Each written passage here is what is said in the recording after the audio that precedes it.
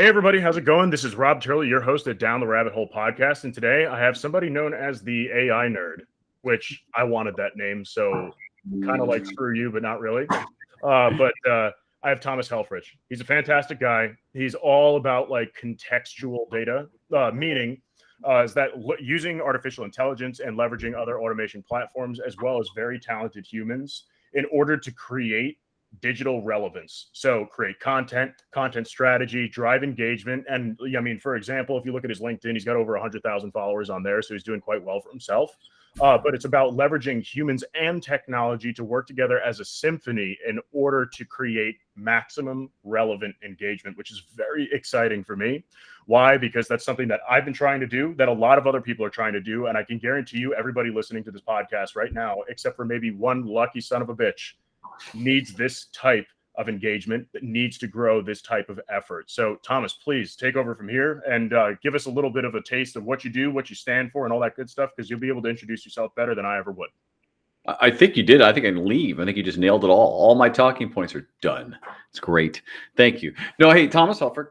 I'm the CEO and founder of Instarel.ai. And as you said, we're a digital relevance platform focused on kind of three main elements we can talk about, which is really at the end of the day, though, trying to allow customers to become relevant on social media online through content creation and through engagement, and then really just kind of all founded in a strategy that kind of drives the other two. Sure. Thanks for coming on, by the way. I appreciate it. I love your background. No problem. What actually brought you to doing that type of work? Because that's a very, very specific line of work. It is specific. At the same time, everyone needs it. So that was the draw. But what happened was, so my background is and my expertise is in intelligent automation. And for those who don't know what that is, that's where you automate business process, leveraging technology in the right moments with the intent to accelerate humans, really not just to replace them. So, if you take that kind of idea and construct of automate business processes that are too manually heavy, too repetitive, content creation became one that became obvious to me because it was the biggest pain in the ass across my career. As working as a consultant in KPMG to a CTO of nearly $1 billion services company, and to working go-to-market efforts for a startup, they all had the same problem, which is creating content was a real big pain in the ass, let alone knowing what to go do with it, where to put it, how to engage with it, in all that. So with COVID and all the things that happened, I somehow had an epiphany moment. We can get into a bit, but it was I had a hypothesis that AI could accelerate content creation and relevance, and I ran with it on ainerd.com, my blog, and here I am. I kind of launched the next thing, which kind of brought us to you and I together today. Yeah, no, it's a beautiful thing. And since you have the AI nerd name, it's just that I've recently been coined the RevOps Hitman. Oh, that's nice. I wrote an article. It's called The Confessions of a RevOps Hitman. So it's kind of funny how it came to that, which it's a pretty intense name, but I guess I like it. Anyway, no, that's cool though. And everybody does need it. I need it. You need it. We all need it. And even when you create it, you still need it more and more every single day. What are some of the struggles that you ran into trying to use contextualization and NLP technology in order to actually work in a way that can build creative content? Because there's one thing that computers are not good at, and that's being creative. They're good at querying information and providing it, not creating it. Yeah, great question. And what I found was that you probably know that the latest technology in AI writing it's just not good enough to really be without a human in the loop. And so it's not really AI, it's really augmented intelligence as opposed to artificial. And eventually the technology will get there to the point where you can pretty much use it to write 95% of what you'll need. But for right now, a human is certainly needed in the loop. And there's all these different AI writing companies out there. What I found was each one does things a little different, a little better than the other. So, what we do is we leverage all of them and then some of our own on. And this is all based upon mostly GPT-3 or GPTJ technology. But it's just not there yet. Fast forward 5 years, it's going to be a lot better. But when it gets to the point, I think what I found is when it gets to the point where you can actually use AI to pretty much primarily write everything, which gives then mass scale and distribution of God knows what, you'll have regulations and other things, and social media platforms will start really cracking down on that stuff. So you're still going to need a human in a loop, even when it's capable to do more. I don't know if that's really what I discovered, but that's just the fact of it. You need a human in the loop to really be. What's the government agency again that's that controls like what can go out on cable or like broadcasted and all of that. What's the name of that? I forget. I mean, it's important, but not to us. Though I feel like there would be limitations set by them. Federal I don't know. Yeah, Federal Communications Bureau or something like that, or the FCC, Federal Communications something. But I feel like they're going to get involved with this at some point. They're going to have to, because the mass amount of information. I mean, I could see info bombs just getting dropped all over the place. Yeah. And it's going to get nuts if they didn't regulate it. And that would be up to the providers of those technologies to regulate the number of pieces of content they can create. They're doing that now. You have to. They limit how many words can be said on some of it. But that's us. I mean, like someone will take that technology and, and us being like maybe a more responsible group, potentially. I'd say us, I mean, just people who are thinking that way. There'll be a whole others that'll be like, yeah, screw that. We're going to go do what we want with it. So it's going to be difficult. But like you said something really important, though, that AI doesn't create really new. It'll take what's there and reform it. Yep. And then specific to NLP and content generation. So humans are still going to have a place in this for a very long time. And one of the principles I think of intelligent automation is, as long as a human's involved, they're going to be involved on some level. So there's no like turn the switch, completely automated anything. There's always people are retooled, refactored, repositioned to do higher value activities. And in this case, it'll just be for more creativity and maybe, tonality or other things like that. So I'm not worried about it, but there's ways you can accelerate your relevance with technology. It just doesn't replace your ability to do it. Yeah, exactly. And when you're creating relevant digital assets, what are the things that you keep in mind that are the most important to adhere to? Yeah, that's a great question. There's really three things. It's some of it is it really comes down to kind of the core things, right? You need to be consistent. That's one thing we always adhere to, is you need to consistently be posting whatever your preferred platform be, website, blog, LinkedIn, Twitter, whatever. Second, you need content that's not so me, we. You don't want to we over people. No one wants to get weed on. So yeah, no, what's in it for me? It's not, right, here's all my shit, check it out. Because when you flaunt yourself, nobody likes someone who's a show off. When you talk about me, you are a show off. Nobody likes to show off. Except Deion Sanders. He was pretty cool. But but you're right. No, you want to be able to help people. So you want to make sure, even if you're being promotive in what you're doing or promotional, you're still doing it in a way that's creatively helping people. They're learning from it. And so that's a neat piece we try to keep an eye on, is to be giving more than asking. And third is to be eclectic. So mix between, thought leadership type pieces, business pieces, motivation, what have you, and other ones that are just more fun to get people to like you. So just be okay mixing a variety of content to drive to your goals. And have you, so that made me think of something where, with like pop music, they found a perfect equation where it's like literally an algorithm of what the beat, the sound, and everything, the tempo and everything has to be, where it will become popular. Like it will go platinum just because of the nature of it. As long as the lyrics actually resonate with what's going on and trending at whatever given time the song is released, that it's going to work. Have you found any similar patterns in text-based content that you release that is pretty much guaranteed to get engagement, like a perfect equation? Classified. Oh, classified. No, they're sorry, I got to mix some humor in with this exciting topic on content creation. No, it is actually very exciting, because there are absolutely formulas to work, and it's easy. I mean, I don't mind sharing it, because it's just simple things that are based in just a general formula, say, of the basics, the benefits, the challenges, examples, future thought. Like anything that's formatted in that way and is written concisely with some kind of value, meaning like it's not fluffed, does well. Polls that resonate with, asking people questions, or polls that resonate with a broad audience, or a topical subject that's not polarizing, also does really well all the time. Powerful images that mix, emotion and text and quotes also almost always do very well. But that's not enough, right? So that's the content creation side. The other part I discussed was engagement.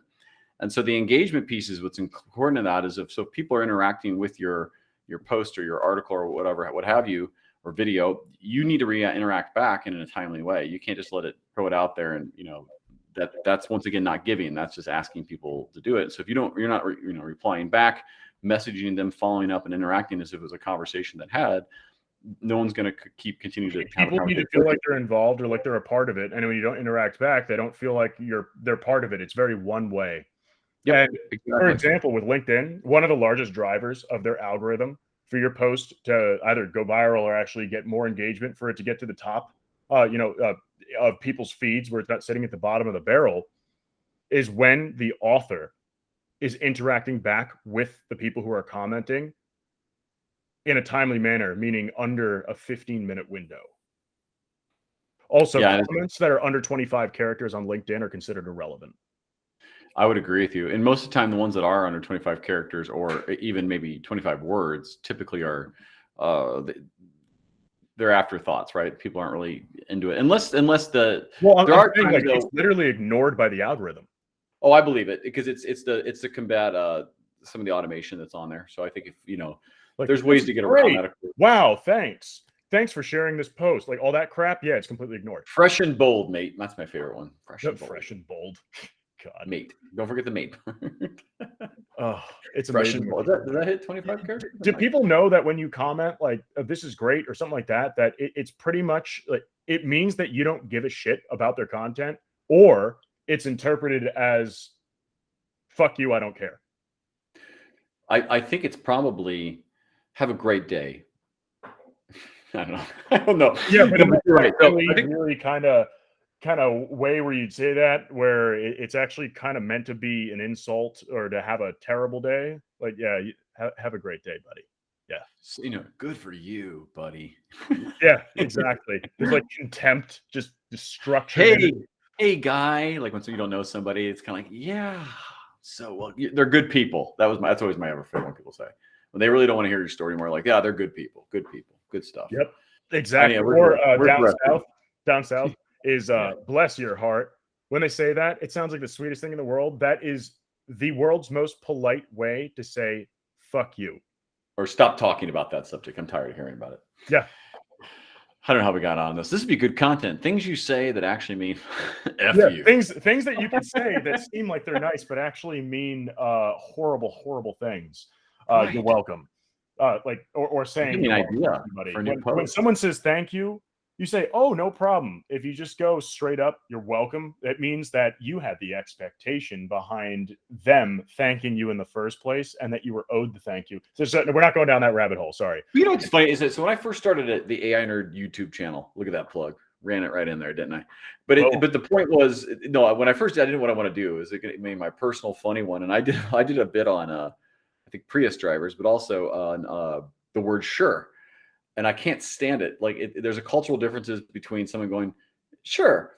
When you ask someone to do something, it's almost like I will, not because I want to, because you're my boss and I want you really to go F yourself. And I don't want to do it, but sure. Like I see that answer. I'm like, yes or no, be definitive, please. I'm sure is like a maybe, but I'm going to resent you for it. And so that's a clever one, but there are some cultural differences in that word. Yeah, I agree with you 100%. There's an entire book on how to use the word fuck, a whole book on it with hundreds, if not thousands, of different definitions and uses and contextuals of the word fuck. It's wild. Wow. I could see that for shit, but yeah, well, that one too. But I mean, the most versatile swear word apparently is fuck. Interesting. By definition, it means one thing. But outside of that definition, Warren Caning under the covers with the king, I believe is what it stands for. Yeah, pretty much. An old wooden ship. Yeah, right? Nothing to do back to it though. Let's digital relevance, right? So that's my point though. Yeah, exactly. If we move into driving engagement, you can engage people with the word fuck, that's for sure. But if you are trying to drive engagement, what are your suggestions for the folks out there listening to this to be able to get more engagement? Because often people put very credible or very interesting or very well-written content out there, and then nobody engages with it. Sometimes nobody even looks at it. They don't even give it a second glance. What's wrong? Yeah. I mean, a lot of times that happens when someone doesn't post very often, and they, and there's a. I'll take this in kind of two parts. One, for engagement, one thing is part of it is consistency. So making sure that you're consistently interacting with a platform, whatever it be you. I do recommend you start, if you're not out there much, you start on one platform and just commit fully to it. And what I mean by that are post articles, everything, put it there first. It's called a canonical tag. You basically want your original content to live and be born on that platform because it's more discoverable for the purposes of SEO. But the point being is commit to one, be consistent with it, minimum 5 days a week, one post a day, something that'll drive engagement by itself. Second is you need to be proactively networking with people to get to know them and online. So that drives engagement, tagging them in posts, etc. Commenting on theirs. Yeah, if people don't care about you, they won't care about your content, and people engage with your content literally just because they care about you. Yeah, absolutely. Even if they don't like the content. And like you said too, where post every single day, if you don't do that, yeah, it's actually the math behind it that completely screws you. So you're at the bottom of the barrel. Your post will have no visibility because you're considered irrelevant, because social media platforms are just a relevance engine. That's all they are. Where you, the user, are the product, right? So that's the thing, is that it's a relevance engine where you're the product. So if you're not constantly putting material out there, that means you're not generating products for them, which means you're not important. And also people are not likely to want to see your stuff. So the more you engage with it, the more money you make them by becoming the product, the more they will congratulate you with having your posts appear in feeds and all that fun stuff. So it's like a satisfactory dopamine release type of thing. So if you post every day, not even if your content's crap, you're going to get more engagement because it's going to be at the top of people's feeds, period. It does help to have better content for sure, but you are right.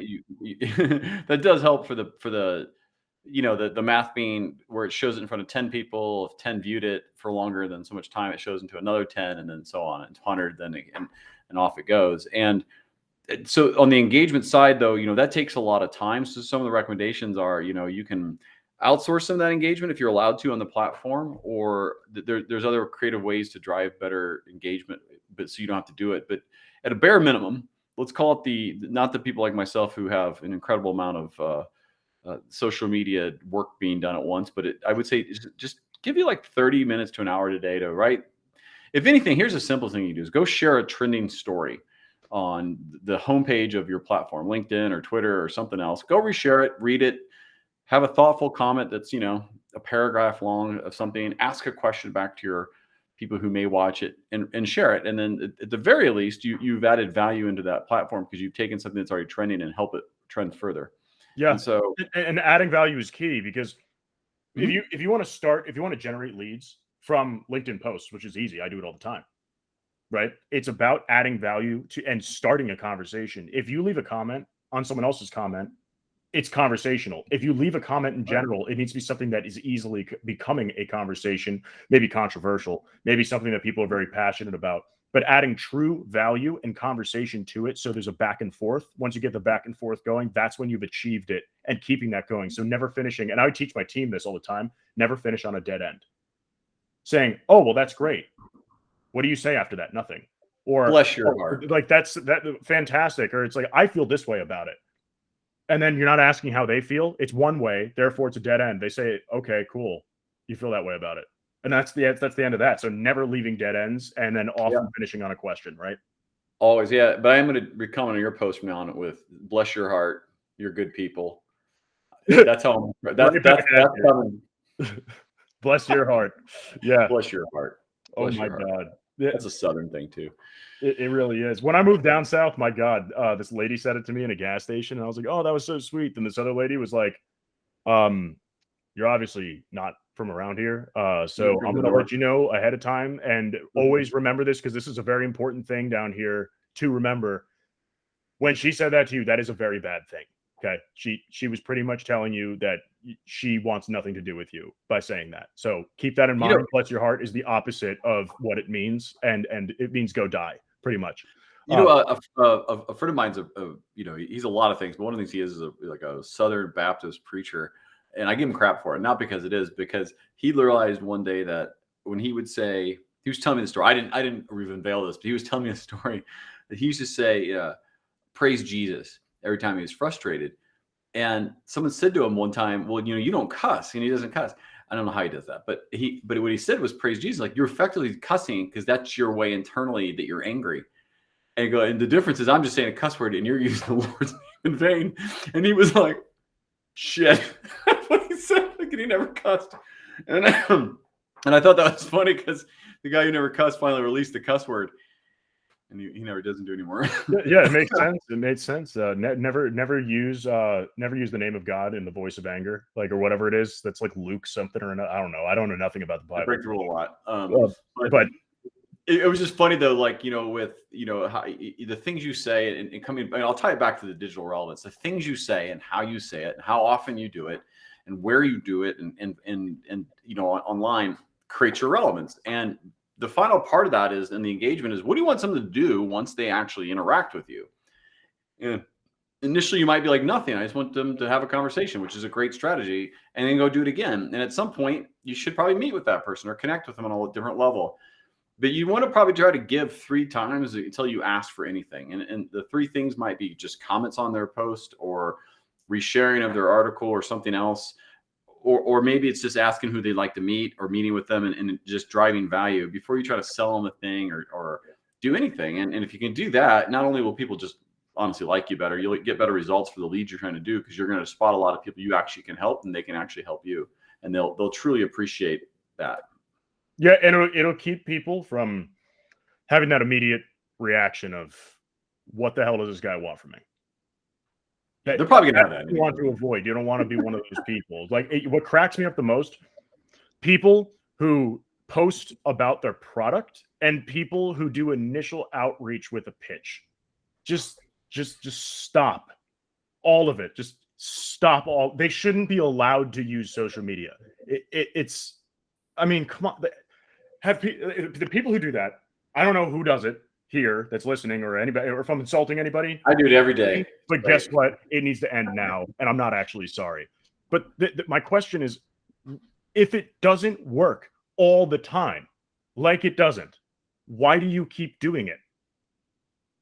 Yeah, so part of that's the lazy, it's the slot machine, right? It's the mentality of, I don't care. It's, you can't do volume as much anymore. And I think that's why LinkedIn and other places reduced it. Volume-based outreach doesn't work anymore. It doesn't. Well, you're also restricted, so you're just wasting time. I think it's also the laziness of actually what we just described, which is the real engagement side of it. It'd be better for you to send 100 good, do a little homework, spend 5 minutes over a week and send 100 good introductions of something that you read their thing, you learned something about them, you had a question. You'll get 40 or 50% of those back with a reply, and yeah, I'd love to connect, let's meet. And that's it. And that's to accomplish the goal, where the other might be like 10 or 15% at best. There's a time to ask for things. Maybe your pitch is something, hey, I'd love, like for you, it might be like, come on the podcast. I'd love to promote your podcast. That actually is a pitch that might work, to be fair. But it needs to be mutually beneficial, and it needs to be a pattern interrupt. Exactly. And I think that there's thing, but when if I can't read your introductory and get the gist of it before I have to hit the word more or anything else, then it's honestly your chance of me actually connecting or actually reading it are almost 0. But if you send a link in on the first one, oh my God, you're dead to me. Nope. Yeah, like I said, there is probably a place for it. It's just I haven't figured it out what it would be. I've tried it. There is no place for it. You know that hyperlinks in a connection request on LinkedIn, like if you put a link in there, they're not clickable.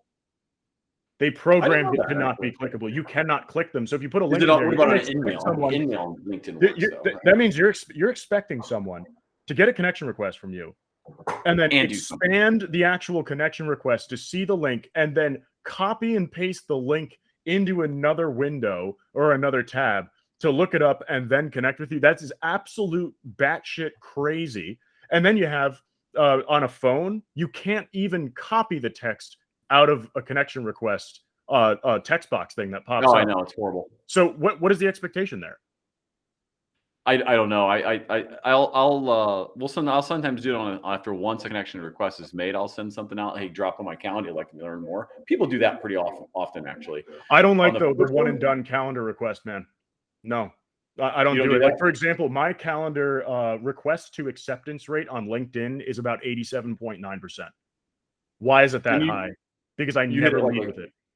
Oh, never lead with it. No. You can get once someone's accepted it in the. I even usually put the step in between, like, hey, do you want to meet? If so, I'll send the calendar. And we're usually at that. You're giving some at least the option not to be overwhelmed by it, and they say, hey, yeah, sure, or just not interested. Yeah, that works. Okay, fine. But that way, you're always filling it up with people who actually care. And I agree with you on that one. So Right. I'm all um, about the human conversation. I don't agree with LinkedIn automation. For example, I'm developing a LinkedIn tool right now. My company is. It's to kill the LinkedIn automation crap because it's just mhm. noise. You're just creating more noise and it becomes harder to sell and communicate with everybody. It just adds to the problem. Every person who does it, it adds to the problem. So what I'm doing in this case, my company is doing is that we're building a Chrome plugin where you go onto someone's profile and then it tells you the percentage of probability that they will fit as a client. That's all it does. Then you could take the time necessary to research them and do the work when they're a good fit so that you can connect with them and approach them and talk to them from a full on human perspective with purpose and meaning behind it. Sign me up. I'm on for the beta on that one. Oh yeah, no, actually, if you want to, we're looking for people right now.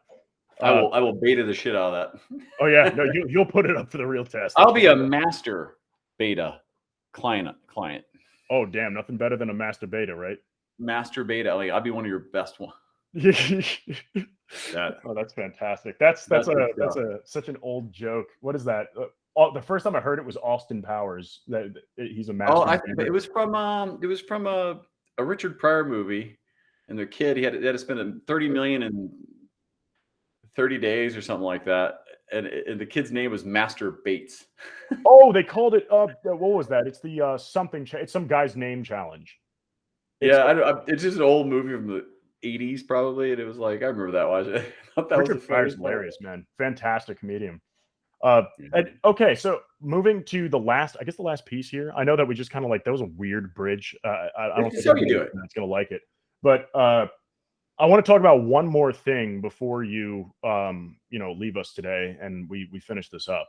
Is that how did you get to the followership on LinkedIn that you got to without did you do it with spamming or with automation? Like what was the strategy behind that to be able to achieve that? Because it's not as easy as it looks to get to that level. You can get to 10, 20,000 followers on LinkedIn, then it kind of subsides, even if you're using automation and all that stuff. But how do you get past that like breach point? I don't think you're limited at 1020. I think what happens is that to answer your question, I think it's just good timing, but it's the right time, right circumstances with more people online, more people needing to create content, more people realizing it's hard. Not, in the past, it's always been just marketing companies, but there's a lot of people now that are like, I need to get more relevant. I can't go talk to people sending right things.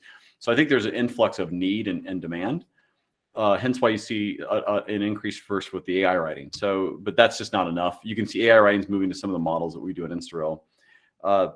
Part of it is a strategy I applied with it, which is I freed my time from creating a bunch of content and engaging with it, so I could fill that time with going on podcasts, with promoting a YouTube channel, with adding value to other people's platforms. And so I've gotten out there in front of more people. I didn't just sit back and wait for it to happen. I created space so I could go network more. I could go become relevant in other areas. That step is key to gaining tens of thousands of followers, is doing stuff like that. And I also think, though, at some point it slows down, because I think for what you offer and what you are, you have a certain level of messaging and certain things you do. And that's going to appeal to some Venn of the people out there that should care, and the algorithms will do. We'll put that around. Well, so you have the base user, you have the networker, you have the thought leader, you have the hero, and then you have the gurus at the top. And you got some ultimate influencers who grew because you used to be able to go, spend a few thousand connections out a day, and that's what they needed. But I think at some point, though, the reason people top out 10, 20,000 slows down is because they're not changing their tone or their messages or appealing to a wide enough audience to what they do. And so they're not networking enough. And so one thing I've really grown with is I'm networked all over the world now, from India, Russia, Philippines, Tel Aviv, Beirut, Sweden, UK, just keep it, Australia. And that really exposes your profile out quite a bit to a new audience. And they all needed content, and they all needed advice on digital relevance, and they needed how to figure out how to do engagement, how do you manage the time and people. And and the approach we take, right, for marketing is a fixed cost approach with an asset building model, as opposed to cost per click, pull the slot machine, let's hope we win. And that appeals because a lot of people are like, well, I don't want to spend, tens of thousands of dollars. I'm not funded by $100 million startup venture capital, so I need to be smart about it. So you can spend, a bunch of money on marketing or a bunch of money on engineering when you have limited resources. You need to pick the engineering side of that probably. And so I think the timing of it was just good. But at the core, all the stuff we described is what we did, but it's what I do in the free time and how active I am to help others, to get on podcasts, to bring people on mine, to promote people within my own private network. That's where it's made right there. It's a lot of work. Don't get me wrong. And empowerment, attribution and empowerment. It's making it about others is actually more of a relevance and an attention driver than it is about making it about yourself or about something. Yeah, you'll get. So there's a thing. I was part of a group called Abundance 360, and Peter Diamandis that's this private group, right? And one of the things they taught in that was, you help a billion, you'll make a billion. And so don't worry about making the billion, just go help a billion people. So if I can help 1 million people, I should be able to achieve whatever it is I'm trying to do financially or for my world of my business. So I'm just going to focus on helping others, and when they need help from me, they're coming to me. I'm not going to them for it. And so that's right. I learned the same thing in the Proctor Gallagher Institute, Bob Proctor's program, where it's the zeros in your bank account are determined by services rendered. Yeah, agreed. And that's exactly the mentality. A new experiment looking forward, right, is, LinkedIn was a high focus last year. This year it's Twitter and Instagram. So we're going to double the social media outreach. I literally did no tweeting consumption or publishing at all. I do not understand Twitter worth a fucking damn. You can throw a Twitter influencer, framework in my face, and it would hit me, and I wouldn't even know that it hit me in the face. I will tell you this: it has a different appeal because you can actually assign admins. So I have some people working on mine now where first week grew 100, 0 to 100, right, in a week. And they're doing the method of give, right? Of go share other people's stuff, comment in, learn about others, and let's draw attention to who I need to go interact with. And Instagram has 280. It's a small amount, but it's week one, right? It's wow, that's kind of cool. No cost per click. We're gonna go grab it on another platform, and I have a strategy that we're gonna go apply to that, and we're gonna go. We have content that's leveraged. So the core thing too, I think, with takeaways. I create content to be leveraged across multiple social media platforms. So I get a one-to-many scale on that. And so when I create content that's going to be shared on LinkedIn or Facebook or Instagram or whatever, it's all the same. It's just repurposed slightly so it's for the right format. And that's really key to scale, is to create stuff that could work across and bend it a little bit, but then you need to get out there and engage. Reusable, replicable content, super important. Yeah. And I'll have to give you an introduction. A good friend of mine is Tony Peck. He's known as the Godfather of Instagram. He's one of the I would definitely like to meet that 30 under 30 guys out in New York. And we do things together, events, stuff like that. And I can always give you an introduction because if you're trying to figure out Instagram, he literally is an Instagram famous. He makes you on Instagram. That's what he does for a living. He makes you Insta famous. I would love to be Instagramly. Yeah, that'd be a great offer. Accepted. Perfect. Sounds good. So that'll conclude for today, everybody. And thank you so much for listening. Now, Thomas, what's the best place for people to get a hold of you? Honestly, it's best to get on my Calendly. It's calendly.com/instarel, INSTAREL. Come meet with me. You can go to the website, which is instarel.ai. But if you just want to talk, tell me what you do, just go on the Calendly. You can go check the website. That's fine. But the truth is, at the end of the day, I want to meet with you. So come meet with me. And that's a great place to start. Yeah, and that sounds fantastic. And everybody knows that this podcast is brought to you by White Rabbit Intel, where they can help you hyper-target people who fit and know who will become your next best customers inside and outside your pipeline. So thank you so much, everybody. I appreciate it. Again, thank you, Thomas, and I hope everybody has a good night. If you enjoyed this episode, follow Down the Rabbit Hole podcast for new episodes weekly on Podbean, Spotify, Apple Podcasts, Google Podcasts, Amazon Music, Pandora, and YouTube. If you'd like to apply to be featured on the podcast or recommend a featured guest, please feel free to email us at theteam@whiterabbitintel.com.